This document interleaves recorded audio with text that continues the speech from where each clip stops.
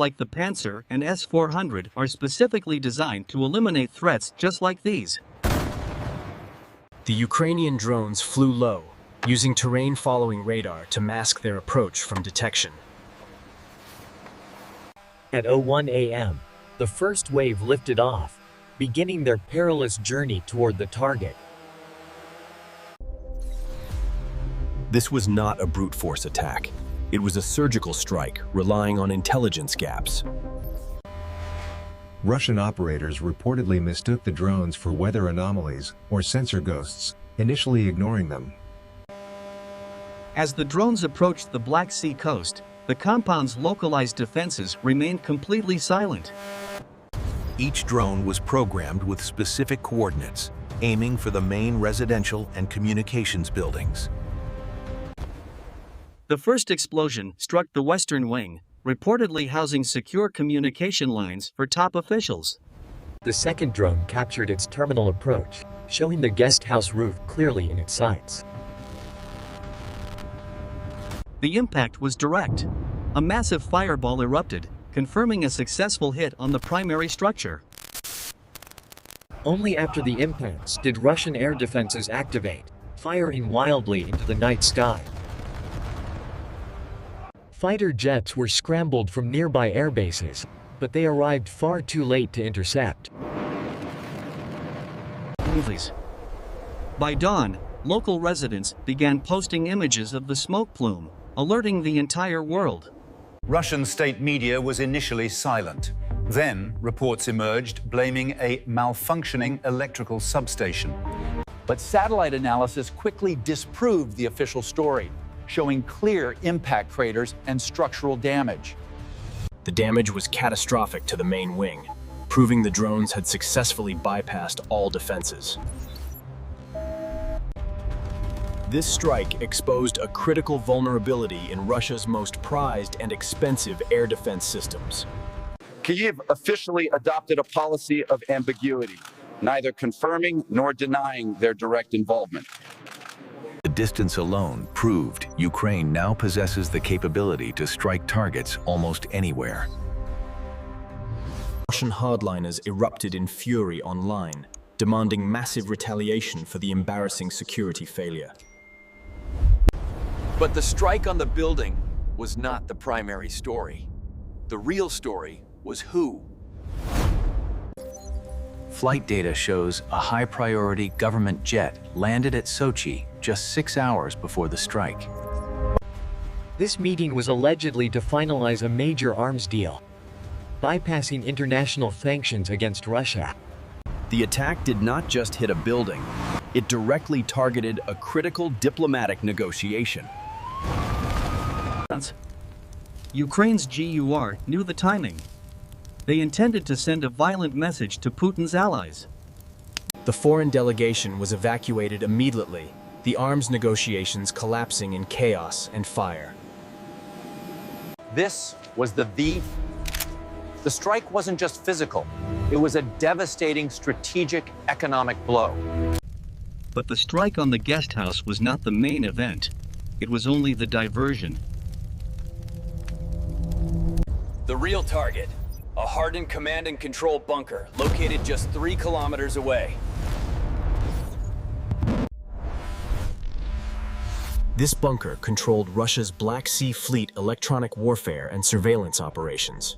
The guest house attack drew all attention, while specialized drones targeted the bunker's ventilation shafts. A thermobaric warhead detonated inside the bunker, incinerating the sensitive electronic command center. Suddenly, Russian radar screens across the Black Sea went completely blind. The network was severed. This was the ultimate goal, to blind the fleet ahead of a massive, coordinated attack. Then this happened. Ukraine immediately launched a massive swarm of naval drones and Neptune missiles. With their command center gone, Russian warships were disorganized, isolated, and defending themselves alone. Reports flooded in. Multiple Russian landing ships and patrol boats were struck and heavily damaged. This operation demonstrated unprecedented sophistication, combining diversion, espionage, and overwhelming military force. The Black Sea Fleet was forced to relocate its most valuable assets, a major strategic retreat. The guest house strike was the symbolic blow. The bunker strike was the practical one. Russia's public response shifted from denial to pure, unadulterated rage, promising severe consequences. Moscow's retaliation was swift. A massive missile barrage was launched against cities across Ukraine. But this was expected. Ukraine's air defenses were on their highest possible alert footing. The attack revealed that Russia's electronic warfare superiority was perhaps a well-marketed illusion. Ukrainian drone technology had now leapfrogged Russia's defenses, changing the fundamental rules of engagement. The drone war had now proven that no target, anywhere in Russia, was truly safe. The Kremlin's disinformation machine went into overdrive, desperately trying to control the narrative. But the visual evidence was too overwhelming. The denial only amplified the humiliation. Encouraging cars. This symbol of Putin's power and corruption was now a smoking ruin, visible to everyone. Western partners watched closely, noting the effectiveness of Ukrainian-developed long-range strike capabilities. This wasn't a simple drone. It was a smart weapon, capable of autonomous target selection. Putin's personal security service, the FSO, was reportedly furious at the military's air defense failure. A new panic set in. Every high-value asset in Western Russia was now a potential target. We saw the immediate result: air defense systems being placed on Moscow rooftops, a desperate move. Meanwhile, Ukraine was scaling up production, preparing for the next wave of strategic attacks. The loss of the C-2 bunker was irreplaceable, blinding their fleet in a critical region. This action directly helped secure the Black Sea grain corridor, a vital economic artery. The Kremlin's response was immediate, signaling a devastating new phase of escalation in the conflict. It became a technological race, Ukrainian innovation versus Russian adaptation and brute force. The guest house itself would stand as a monument to Russia's unexpected, profound vulnerability. That foreign arms deal was frozen indefinitely. No nation wanted to be targeted by these drones. Ukraine's message was clear. We can touch you anywhere, anytime, at our choosing. The war, once distant, was now brought directly home to the Russian elite's front door. The fragments collected proved, without a doubt, this was a Ukrainian-made, long-range attack weapon. A simple drone attack evolved into a complex, multi-stage operation that crippled Russian forces. The famed S-400 system, Russia's top export, had been proven totally ineffective against this tactic. This failure triggered a desperate scramble within Russia's military industry to find a solution. For Ukraine, it was a massive morale boost, proving their ingenuity could defeat Russia's size. Putin's own travel plans were disrupted. The Black Sea was no longer a safe haven. Global military doctrine was being rewritten in real time by these asymmetrical drone attacks. And the attacks did not stop. The guest house was just the beginning of the campaign. Next, Ukraine's drones targeted Russia's economic lifeblood, its massive oil and gas infrastructure. The economic damage from these follow-up strikes would soon be measured in the billions. The attack on Putin's guest house was the crack in the dam, unleashing a flood. Ukrainian engineers had apparently wargamed Russia's jammers, programming drones to ignore them. The purge began. High-ranking air defense commanders were arrested for gross negligence. That cancelled arms deal created a ripple effect, denying Russia crucial microchips and munitions. The Black Sea Fleet, blinded and battered, effectively became a fleet in being, hiding in port. Где наше снабжение? Где наше снабжение? Министерство обороны полностью провалило эту операцию. This humiliation fueled internal dissent. Russia's only answer was escalation, using its most expensive missiles in acts of blind revenge. But these revenge strikes only hit civilian targets, strengthening Western resolve to arm Ukraine. The attack proved Ukraine could win, encouraging allies to send more advanced air defense systems. The lesson was learned. Ingenious, low-cost technology could defeat a lumbering, conventional superpower. Analysts were stunned by the drone's navigation, operating completely dark, without GPS guidance. It used an internal map, matching the terrain below, making it impossible to jam. This autonomous navigation rendered Russia's billions in electronic warfare equipment completely useless. The commander of the Black Sea C-2 bunker was reportedly arrested by the FSB. The FSB immediately took over the investigation, suspecting an internal leak or insider help. Was it just smart drones, or did Ukrainian intelligence have a mole inside the system?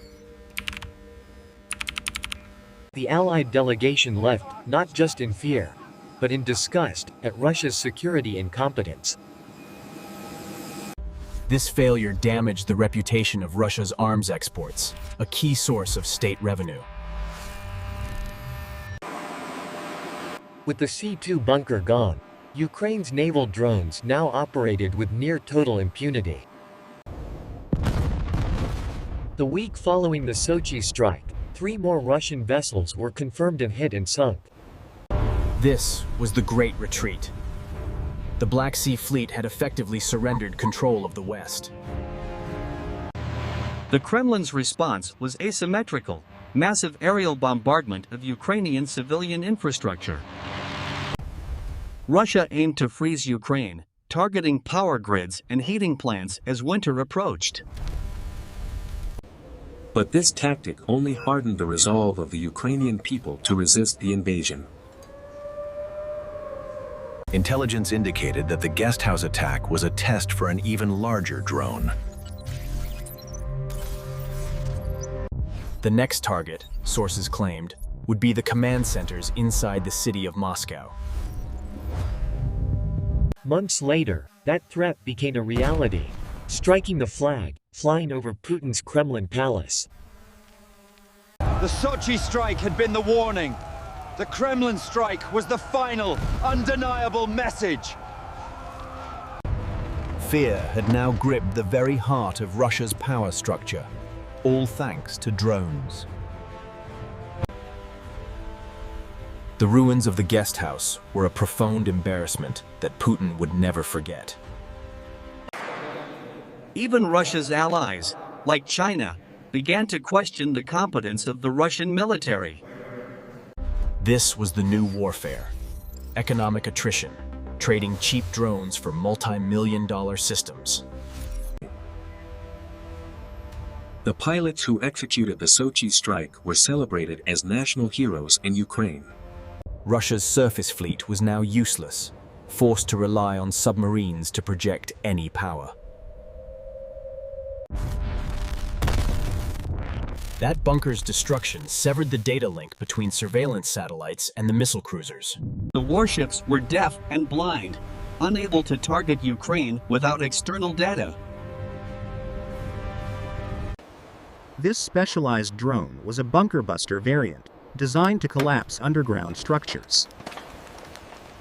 The entire operation was a checkmate move, brilliantly planned and flawlessly executed by GUR. Russia began rebuilding, this time ringing the compound with point defense cannons and new radar. But Ukrainian engineers were already designing the next generation, making those defenses obsolete. Russia's propaganda framed the retaliation as a counter-terrorist operation, justifying civilian strikes. But the world knew the truth. This was a legitimate military strike against an aggressor. The Golden Palace, a symbol of ultimate corruption, was now rubble. That failed arms deal pushed Russia's potential ally away, closer to neutrality or the West.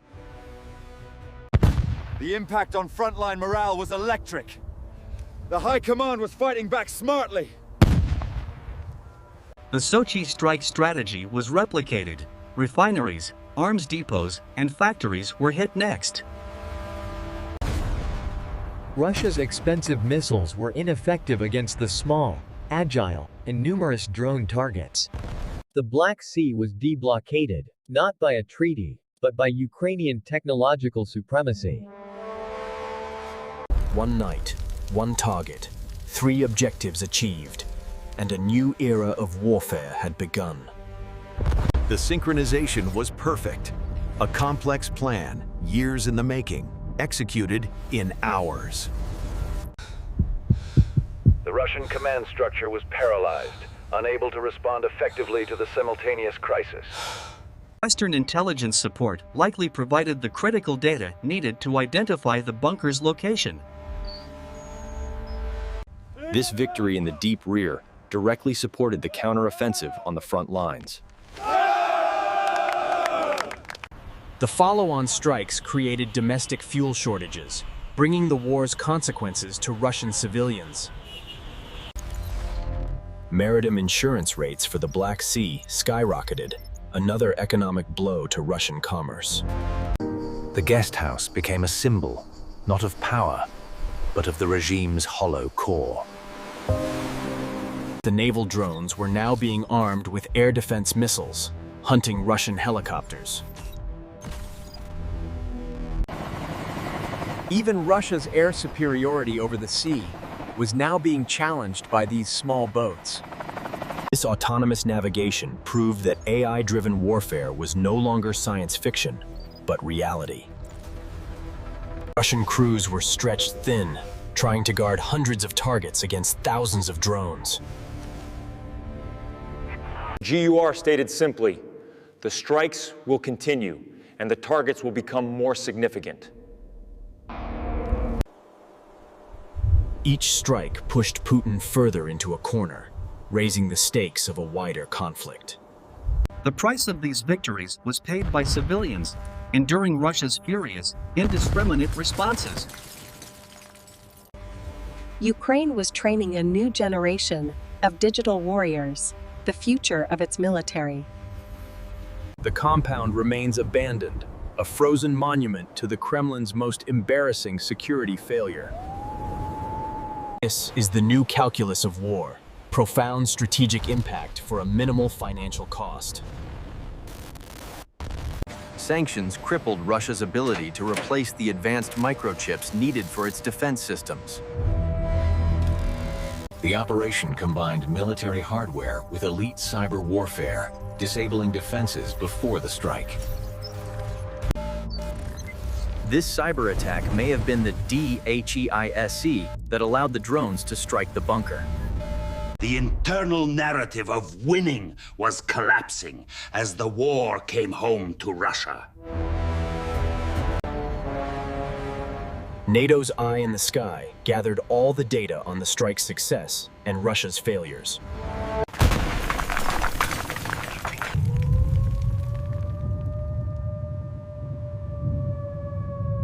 The next evolution is already here. Faster, longer-range jet drones, resembling cruise missiles. The war had crossed the border, and Russian cities were now part of the battlefield. The sense of security in Russia's capital was shattered, perhaps permanently, by these attacks. Ukraine proved it would take any measure necessary to defend its sovereignty and existence. That failed arms deal cost Putin billions, and a crucial ally on the global stage. Russia resorted to decoys, and desperately trying to trick the drones and save their real hardware.